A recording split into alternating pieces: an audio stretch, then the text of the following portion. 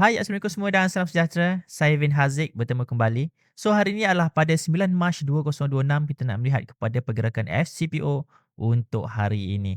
So, sekarang ni kalau kita melihat kepada FCPO, dia gap hari ni bagi saya sepanjang 5 tahun di dalam industri ni, saya tengok this is first time lah saya tengok untuk gap FCPO more than 300 points.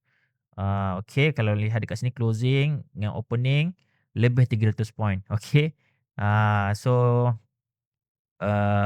which is kalau siapa yang ada long or short, waktu tu satu lot should be profit ataupun loss lebih kurang dalam 7,000 lebih.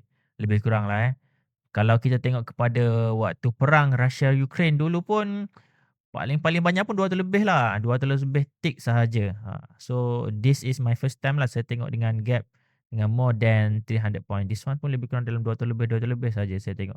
Gap tu memang potential untuk berlaku, but this 300 ticks for me first time lah saya nampak. Okay, so sekarang ni kalau kita lihat kepada movement FCPO untuk 30 minutes, kita melihat di sini kita ada satu like spinning tops. I can say this one is spinning tops lah.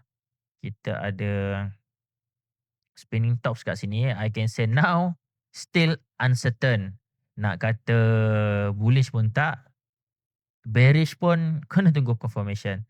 Sebab kalau kita lihat kepada macam hari tu lah, macam hari tu kita tengok kepada time frame uh, macam hari tu kan hari Jumaat hari tu kita menunggu TMPA, TMPB untuk pecah dekat this one. Yang ini kita dah ada dah satu. Waktu hari tu dekat sini Swan kita dah ada TMPA dipecahkan. And then dekat sini pun ada spinning tops dekat sini. So dia break dengan dia break sesi petang tu dan it is a spinning top punya continuation yang berlaku dekat this one, dekat arah this one. Cuma yang waktu ini waktu ketika pukul 12.30 macam tu, kita menunggu confirmation kan, kita menunggu another dekat 5 minit kita menunggu break TMP, TMPA ataupun TMPB macam hari Jumaat hari tu dia break TMP atas lah. So this one is kita punya kawasan-kawasan kita boleh monitor. Jadi bila TMPA ni dipecahkan, waktu tu kita boleh monitor further lah untuk bullish punya movement jika ada. Okay. So sekarang ni untuk hari ni kita masih lagi akan melihat kepada turning point sebab kita tengok kepada 30 minutes ianya indecision. This one is spinning tops. Boleh Google lah more on spinning tops. Okay, spinning top. Okay, this one. Candlestick yang ini. So, this one kita menunggu confirmation. So, maybe kalau nak mudah, anda buka sahaja. Anda buka time frame 5 minutes. Anda pergi ke this one. Anda buat this one is turning point pertama, turning point atas. This one is turning point bawah, turning point B, TNPB. This one is TNPA. Okay, so sekarang ni untuk kita nak mencari peluang-peluang trading, kita nak kena tunggu confirmation petang ini harga berada di mana. Harga breakout di mana. Dan jika breakout pun kita nak menunggu another confirmation lah untuk kita buat trading decision ketika itu. Cuma sekarang ni market berada di tengah-tengah. So siapa yang tengah long or short ketika berlaku sekarang ni, maybe you guys tengah berteka-teka lah market hendak ke mana.